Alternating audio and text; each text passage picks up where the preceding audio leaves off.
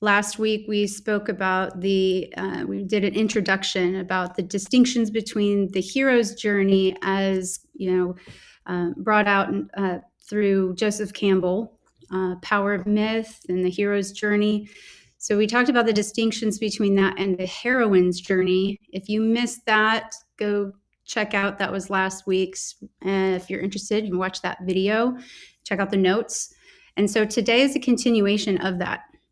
I'm going to talk about the first two gateways of the heroine's journey, which is the separation from the feminine and then the identification with the masculine. I'm going to try and keep this very short because when we do our webinar series on the heroine's journey and ultimately when we launch the full course, it gets really deep into the weeds of things. And so you may find yourself identifying with certain parts of these examples as we go through each gateway. But there's, just so you know, there's lots of nuance and there's a lot of different archetypes and life experiences that make each woman's experience of the heroine's journey very, very unique. And I talk about those in the webinar series and the course. So this is just an intro as well to gateway number 1, separation from the feminine, and gateway number 2, identification with the masculine. And if you don't get our newsletters, there's a link below. You can sign up for our newsletters, and I'll probably reference some of the courses that are on BodhiBuilding Institute and how those are, very relative to a lot of the things that we discuss in this video and future videos. And if you haven't joined us on BodhiBuilding, go check out, there's a link below as well. And come see what we all have to offer. We have live office hours every week, Q&A, group calls, peer mentorship. We've got the courses and tons of downloadable PDF resources and links there as well. So getting started, gateway number 1 for the heroine's journey is a separation from the feminine. So when we talk about the feminine, we talk about the nature of the feminine principle, which is, nurturing, intuition, being receptive, emotionally attuned, caring, loving. And so having a healthy development of our own feminine, it allows us to embody these qualities while also maintaining boundaries. And when early on in our development, we will run into certain experiences and external factors that interfere with that and cause the woman to separate herself from her feminine nature. So I'll start by talking about the mother as an archetype. So the mother is the source from which the daughter emerges, and she often sees her mother in her likeness and vice versa through development. And so if we look at and Carl Jung talks about different mother archetypes of the daughter. I'll get into that a little bit later. But when we look at the mother archetype of the queen, the goddess, the dark mother, the devouring mother, we can put these into 2 categories for now, the good mother and the bad mother. So if the daughter experiences the good mother, she's nurturing, sacrificing, loving, gentle, protective, guiding, encouraging. The daughter may separate from the mother archetype and her mother when she starts going to school or she gets her first job, she joins sports and the interactions with coaches and even her peers, just socioculturally, the messaging about these feminine traits of the mother may be seen as vulnerable, weak, irrational, passive, manipulative. The daughter will then abandon these feminine qualities and her own sexuality in order to fit in and succeed.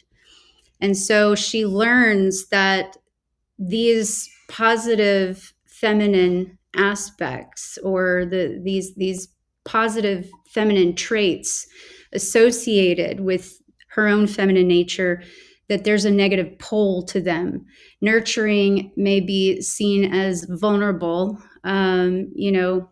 sacrificing, loving, gentle. Those might be seen as weak and even other things that are just, allows or influences the daughter to even question her intuition. So she'll abandon her intuition as and distrust it, because society may teach us intelligence and logic supersede intuition. So therefore, intuition is irrational. And so this begins the breakdown of when the woman begins to separate herself from her feminine traits. And then we will look at the bad mother, and these qualities could be controlling, unavailable, emotional enmeshment, critical, distant, unstable, competitive, seductive. So with the bad mother who embodies any or all of these qualities, the daughter may be experiencing the mother, an archetype of the mother, as neglectful, competitive, or controlling. And it could even be all of the above. So she'll separate herself when she realizes that her quest to receive her mother's approval is interfering with her external success. So she must break free from the mother archetype. She must break free from her those feminine qualities by becoming her mother. And what I mean is, in order to beat her mother, break free from her mother, she then has to become her mother to supersede her mother, to therefore, in the illusion of being free from her mother. So she made herself become controlling, critical, seductive, and competitive. This daughter often over-identifies with her sexuality or her eros, and or she over-identifies with the power principle of the masculine. And so what these both have in common is that at some point in the woman's life, there is a denial or a rejection or an abandonment of her true self, her true nature, feminine nature. So that's her instincts, intuition, body, sexuality, her pleasure, her own desires, her creativity, empathy, things like that. So she tends to replace connection with self-preservation. And the heroine can experience this through chronic, perpetual conditions in her life, or very acute conditions. That could be separation from the mother, as the two examples I shared prior, sociocultural conditioning and messaging about women. It could be from abuse, emotional, mental, physical, sexual abuse that she experiences, religion, shame, and also the very unfortunately common experiences women have, which is sexual exploitation, objectification, harassment, and assault. And then overall sociocultural stigmas and stereotyping can, in the long term, create or influence a woman to abandon the feminine self. And so she must prove herself by abandoning herself in order to be safe, in order to be respected, accepted, successful, and powerful. She must deny the feminine power in order to achieve this power principle of the masculine, which is more accepted by society. And once she starts getting into that, she has already begun to identify with the masculine. So she's got allies such as the father, the brother, the coach, peers, teachers, friends, people in the community that appear to be allies, but really are more influencing her to continually prove herself by abandoning herself. And she sees herself as only holding any kind of value unless, or her value is more dependent upon her intelligence, her achievements, independence, productivity, how much she can do and achieve, logic over emotions, and knowledge over intuition. So she's rewarded by denying the feminine nature within herself, her true self. And the more she's rewarded, the more she identifies with the masculine.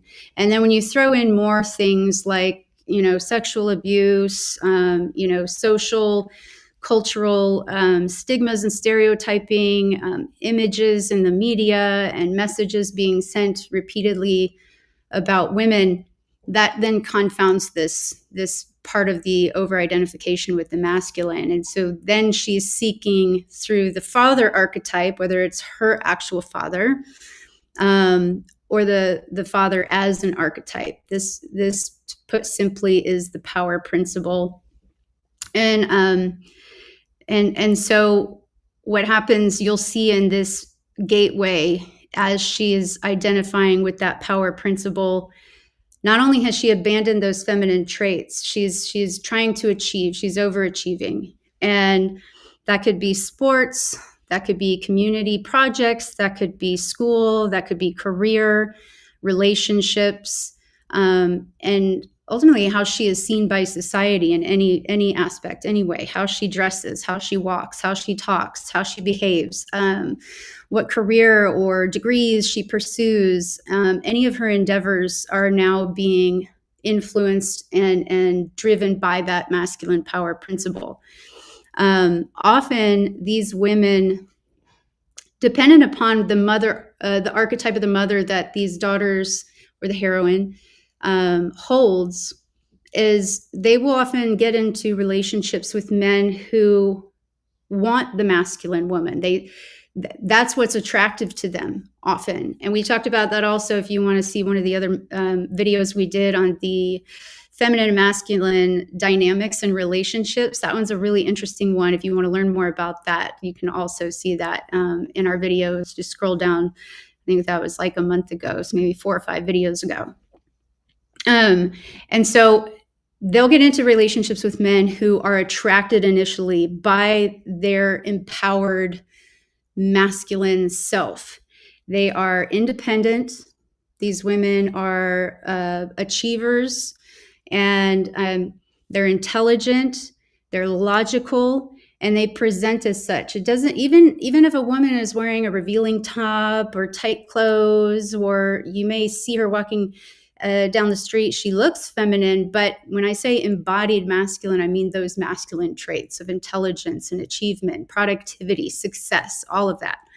So men will be attracted to that. She will attract a man who loves that. He wants that, because oftentimes men are carrying forth their own complexes, same as the daughters. The sons will also. So they will be attracted to this very powerful masculine woman when they fear dependency. They don't want a woman who's dependent on them. They don't have their own adequate sense of masculinity. So a woman who comes in presenting as such, that's comforting. But ultimately, and often, which I work with couples where this is the most common thing, that is the ultimate attraction. And even if you consider yourself a very feminine woman in your 20s, late teens, there is that separation of feminine. Even if you see yourself as feminine, everything you're doing to achieve in school, in career, in relationships has been in one form or another swallowed up by that power principle of the masculine. So this is the most common relationship dynamic I do see, is that these women will attract men who are attracted to that power principle. But then ultimately they become upset because the woman's not feminine enough. So that's the projection of the mother. That's their complex. And so the complex of the woman and the complex of the man in the relationship begin to experience conflict. And to offer just an example of this, of what it may look like, I'll share my own personal experience of this. My initial separation from the feminine began probably, junior year of high school, all the way through college. That gateway of the separation of the feminine, it was parallel simultaneously to the identification. So the more I identified with the masculine, the more I abandoned the feminine. And I did this by just overachieving, overdoing. One major wasn't enough. I had to have a major, 2 minors, and 2 jobs and coaching soccer, playing soccer, busy, busy, do. I abandoned the part of me that can just be. And I attracted my first husband, who loved that about me. He loved that, I moved to DC. I was making really good money. I was, living, working fast pace. And then I became a mother and continued to be the, boss bitch, superwoman. I can do it all. And we began to then experience that tension, the conflict, where he wanted me to be the masculine, earning, working, achieving, boss bitch, but also began to feel his own inner conflict that I wasn't being motherly enough in the home, taking care of him, making his lunches, being soft, being nurturing, more self-sacrificing and gentle. I was more in my self-preservation mode, and any of that mother energy that I did have instinctually was going to the child, and that created a conflict in the marriage because I wasn't also giving that to him. And then that conflict created tension within myself because now I'm confused. I thought that's what he liked about me. And we go in this cycle, continue, but without the emotional development and the maturity as a young couple who started out early, that can create a lot of conflict in relationships and in marriage. And that is one of the most common ones I see. Not because I experienced it, but I work with couples all the time. This is a very common source of tension, is when the woman has separated from the feminine, she has identified with the masculine, she has achieved success, she gets into relationship, and then suddenly the partner, her opposite, is now upset or conflicted because she's not presenting enough of the feminine qualities. That can be the gateway for the woman to then start feeling that tension. And we'll get to that next week. That's the road of trials. That's the road of trials, the illusions of success that ultimately leads the woman into a descent of inner work, because you can't be everything. You can't be 100% masculine and 100% feminine, even in a society or a work culture or a relationship that is trying to demand that of you. And so you'll see women on the heroine's journey sort of just fall apart and break down. And so when we look at the complexes of the mother, you go back, when we separate from the feminine, I talked about the good mother, the bad mother, and sort of like how the daughter responds to that by abandoning her feminine. So with the good mother, you may have the mother complex of, she separates from the mother when she learns that the traits of her good mother, the nurture, sacrifice, protect, guide, encourage, love, be gentle, have negative poles in society that are not going to support her success or being accepted by society. And so she begins to have this internal conflict. And so she may start out with the complex of the hypertrophy of the mother element. So she over-identifies with the mother's role and becomes excessively maternal, nurturing, self-sacrificing. She neglects her own individuality, her own creative potential, her own sexuality.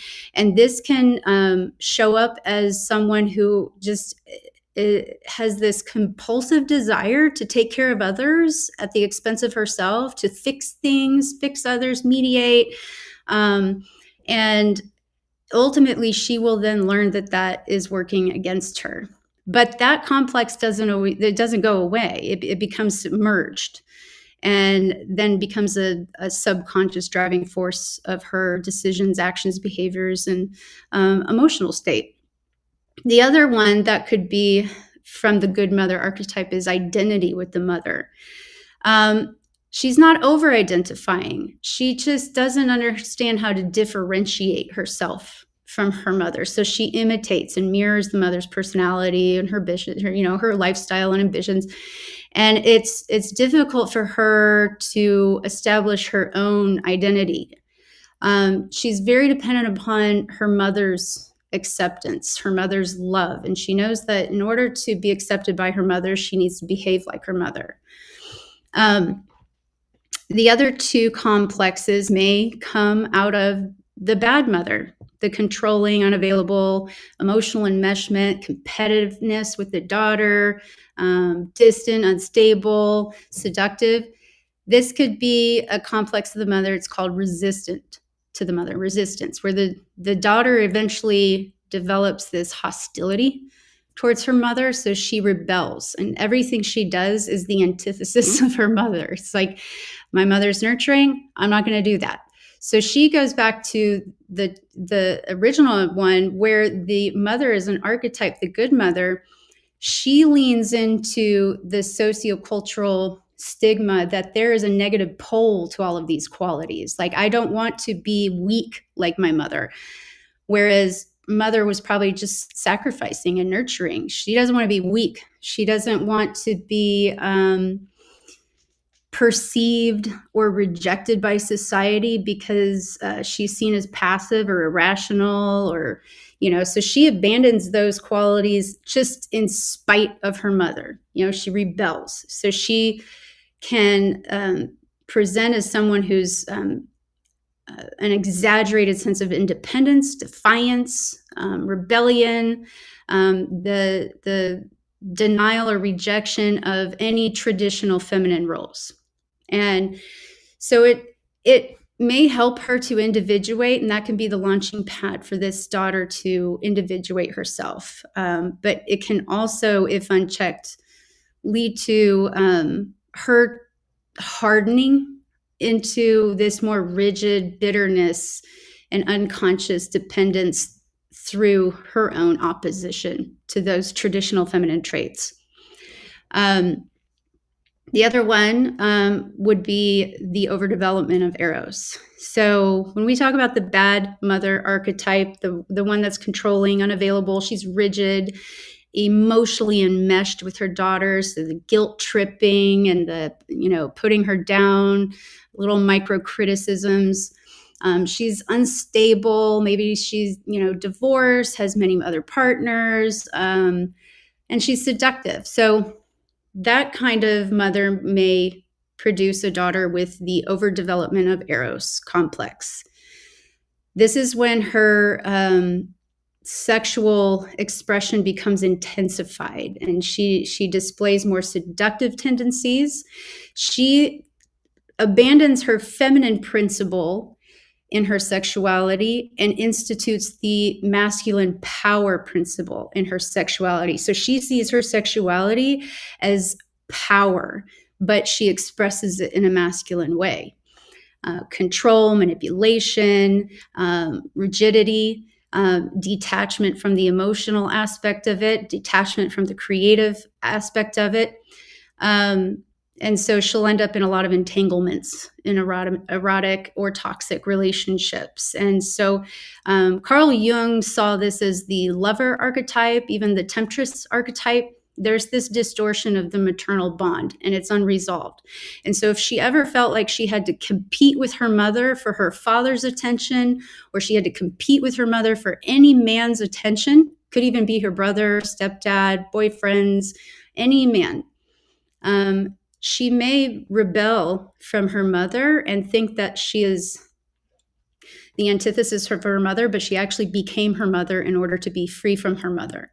And so sometimes we'll see this in relationships of women who seek out connection with men who are unavailable, or they are already in relationships, because to her, unconsciously, she is enacting that competitiveness to compete for his desire, compete for his attention. And then the other woman, the woman he's married to or in relationship to, that's her projection of the mother. She projects that other woman as the mother she's competing with for this man's attention. It's not as uncommon as one would think, even though movies, stories, fairy tales, it's painted as this evil, black, dark goddess kind of temptress character. It's a pretty common complex of the daughter. And so those are the complexes that we will encounter along the heroine's journey that will then help us with the re-identification, reconnecting with our feminine selves. It's really important to understand those complexes. Did I make sense, Jen? Jen's here. You can't see her, but like if that makes sense, or is there something I should elaborate on with that? No, no, it makes sense for sure. But I was thinking maybe it might be a good idea to tell men why it's important to understand this about women and themselves. Yes. Or maybe you were going to get into that. No, no. So thank you for that prompt. It's a good point. So, like I said, we did a video, very extensive video. I really encourage you to watch it. You can even just read the transcripts if you want, on the relationship dynamics between the feminine and the masculine, and how we project our own unseen, unconscious, and unembodied anima and animus onto our partners, vis-a-vis, vis-a-vis, the male, the female. And this is important for men to understand, whether you're in relationship with a woman, coaching women, you're a provider who works with women. This is definitely really important, because when you're seen as a man, you are the representative of the masculine, the power principle. So anything that you feel inadequate or underdeveloped in that masculine, or any of those masculine traits, principles, you will project that onto the woman. So if there are parts of your masculine self that are not embodied, fully embodied, or seen, you will be attracted to a woman who's on her heroine's journey, who has over-identified with the masculine. That's going to be very attractive for you. But ultimately, in the relationship, you will, and this is for a man who's in a relationship with a woman, ultimately in the relationship, you are going to experience a lack of the feminine. This is when you begin to project that animus within the self onto her. And so that archetype, or that complex you have, the mother complex that you are carrying subconsciously, it will begin to create this tension of, why isn't she being nurturing, gentle, attentive?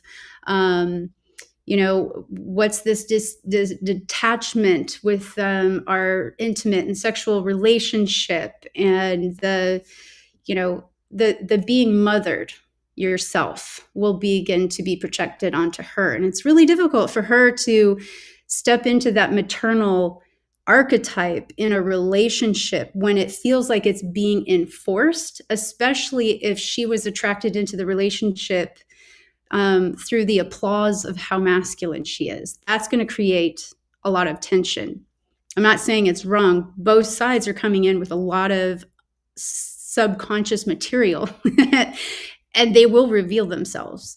If you're working with a woman or coaching women, it's important to see these things, because that inner tension of these opposites are going to be confronted in many ways, in the development of autoimmune diseases, metabolic breakdown, energy, chronic fatigue.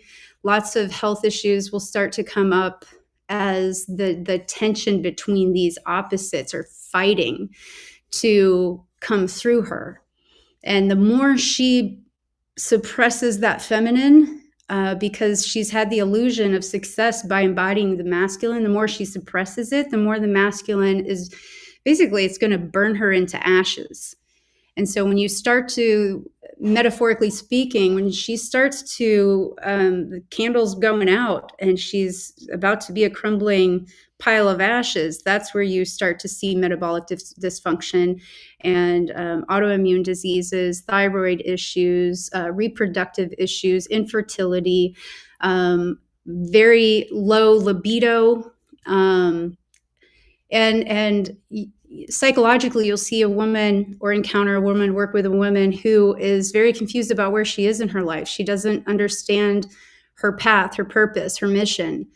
She may have achieved a lot of success, either in education, career, or even in marriage and family. She may have experienced a lot of success and made, accomplished many things, had a lot of achievements that people were cheering for, right? But at some point, she gets to a place in her life where the cheering and the applause starts to feel empty. And it's not fulfilling to her because she's fucking tired. She's just so tired.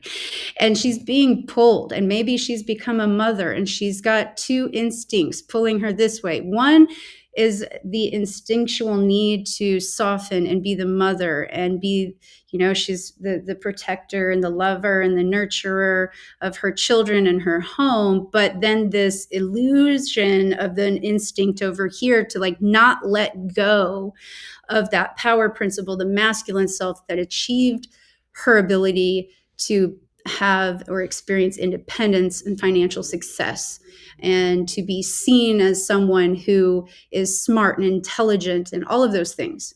And so it's really difficult to let go of that in order to give more over here. So you're going to see a woman that's being pulled by both sides, and then she gets split down the middle, and that's where you see the psyche fracture.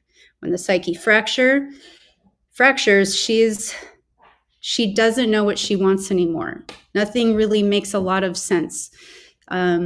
What once brought her a lot of passion, what she believed to be passion and pleasurable pursuits, should have burnt her out, and she may feel lost and depressed. She might start experiencing a lot of mood disorders, depression, anxiety. Things will start to come up that represent that first gateway, the separation of the feminine. So whether it was sexual abuse, an alcoholic parent, a mother who was critical or neglectful, or a mother who was like over devouring and controlling, traumas from that, and the denied self, the abandoned self, those things are going to start to bubble up from the unconscious, and that will create a lot of confusion, and that fractured psyche is going to present as a woman who just doesn't know what her place is in the world. And you'll see during this time a lot of divorces happen. And which is also, again, it's part of the heroine's journey. It's part of her unique journey. But she'll have more antagonists and more enemies than she has allies. It will feel like that to her, whether it's her own body is against her, her community is against her. She's afraid to do this because she doesn't want to lose her connection to this community or this team at her office or work or career. It's a lot of fear. It's a lot of anxiety, and she'll begin to pull away, and you'll see a lot of health issues come up. Does that make sense? Did I kind of cover that well? Or do you think, Jen, should I use some more like examples? No, I can't believe how, when I hear that information, I can't believe how important it is to understand that. I think a lot of people wouldn't make those connections between their health and their feminine connection, or their enmeshment with their relationship with their parents. Mhm. And not being able to understand that and see that if they would actually look at that part of themselves, it would also heal all these symptoms of the health related issues. Mhm. It's shocking to me, but like when you talk about it, it's very clear, because I can say for myself with certainty that that is an issue for myself. Um, so I think it's really powerful and empowering to understand that. Yeah. Thank you. Yeah, it's again, every heroine does experience her journey very uniquely, because these are life experiences are very unique to each woman, are going to create the mosaic of what her heroine's journey looks like. why she separated from the feminine, how she separated from the feminine, the complexes of the mother that she continues to develop with, and then suppresses. It becomes a complex because she's not aware of it. There's 4 main complexes, but the heroine can have a blurred line between 2. She could have the complex of over hypertrophy of the maternal mother element, or can't talk, hypertrophy of the maternal element, the mother. She can have that complex, and also sort of the resistance to the mother. So it could be quite a tension between 2 very opposite things, where she's over identifying with all of these maternal qualities, but then she has a resistance to her mother. So the way she wants to enact these qualities is going to everything is going to be different from mom. Like, whatever my mom did, she was nurturing, but she was nurturing this way, so I'm going to be nurturing this way. And so then she'll continue to create even further complexes that split her psyche and fracture it into different parts. And you can have the resistance to the mother and the overdevelopment of the eros as well. So it's not either or. There are 4 complexes. You can have one or kind of a mix between 2 of those. But when we get into the webinar series, we'll go really deep into that. It's really important to go deep into that, to really truly understand what each of these complexes are and how they present, to become really aware of what is the invisible driving force unconsciously behind your ambitions and your decisions and pretty much everything you do and experience in life. There's a driving force that is unseen, and most of them come from these complexes. So we get into the weeds with that with the webinar series. So stay tuned for that. One way or example I could give, which again, it's a personal story, but I see this in a lot of the women I work with, is when they've abandoned the feminine self. They're not aware that they've done that, but they've over-identified with the masculine. I would say 6 to 7 years into my first marriage, I had already had 2 daughters, but that tension between my then husband and I was still ongoing. He wanted that very maternal woman. He wanted the soft, the nurturing, supportive cheerleader, homemaker, stay-at-home mom, and also wanted me to be independent and not need. And conversely, how I responded to that was to emasculate him. So he wants me to be the mother. Fine. We've got 2 daughters. I'm going to take care of them. I'm going to be a mother. I'm going to pour all of my maternal energy and softness into them.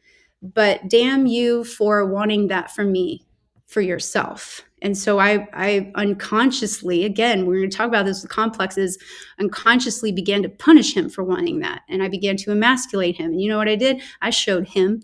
I started bodybuilding, running marathons, started projecting all of these external ambitions. I even went back to school for a second time, studied more degrees. Look how smart I am. Look how successful I'm going to be. Look how strong I am.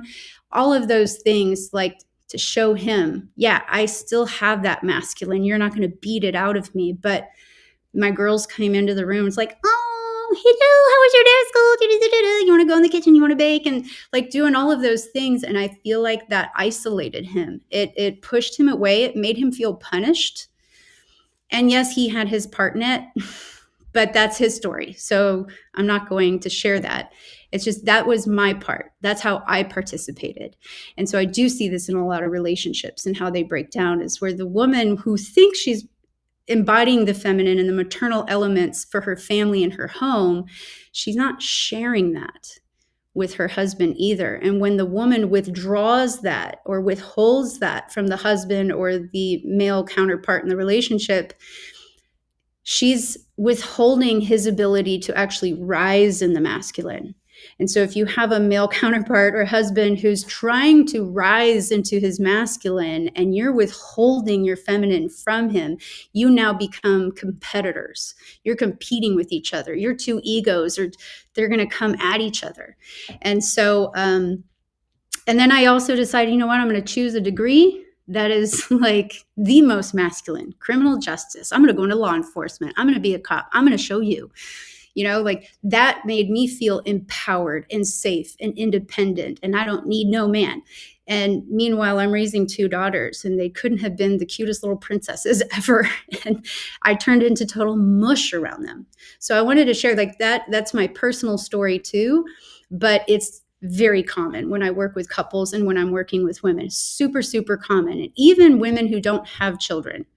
They may come into the home and they may be in a relationship with a man where it's like, oh, they got their little kitty cats.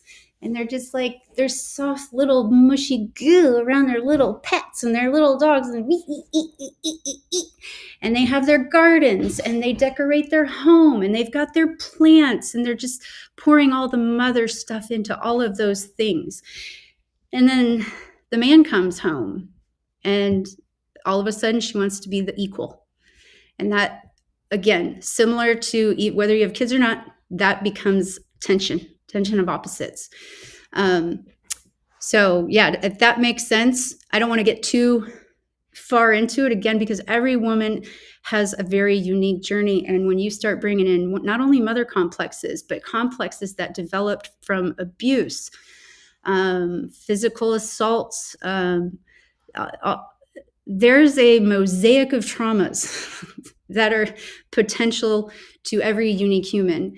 And for women, we may all have experienced sexual harassment or objectification at some point, but it's 1 in 3 women will experience, sexual exploitation and or assault at one point in her life.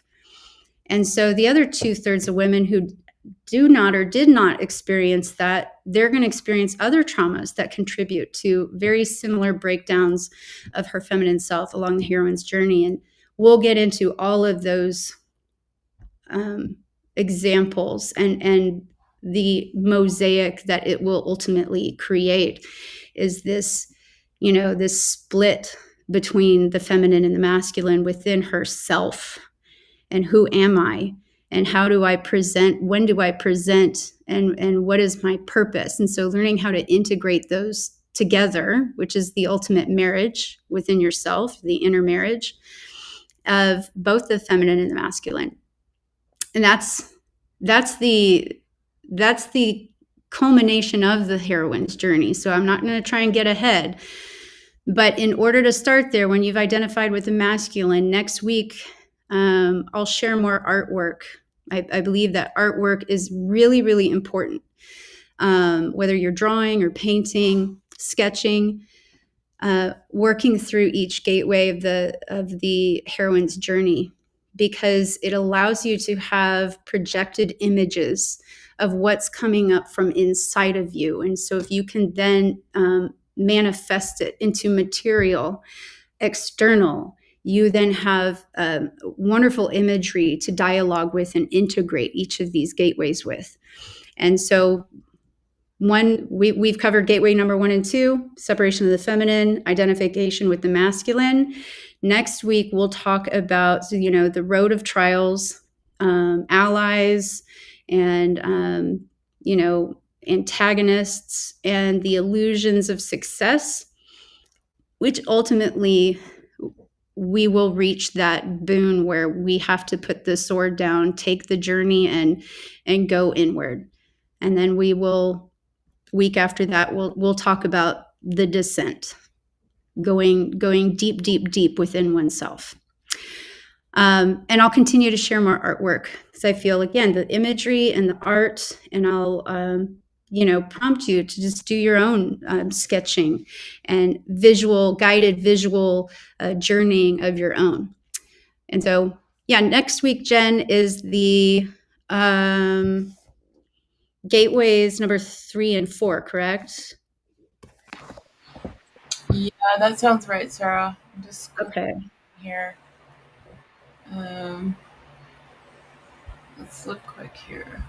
It's the road of trials and the illusions of success, right? There we go. Yeah. Yep.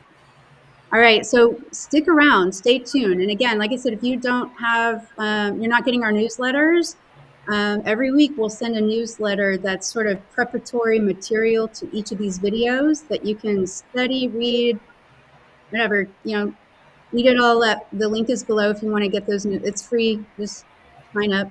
You'll get all of that. And once again, don't forget to join us on BodhiBuilding. Wrong picture. And you can get engaged and do way, way, way, way more on BodhiBuilding Institute. So you've got all the resources, you got live calls every week, and you've got the courses. Don't forget to do that. And we'll see you guys next week.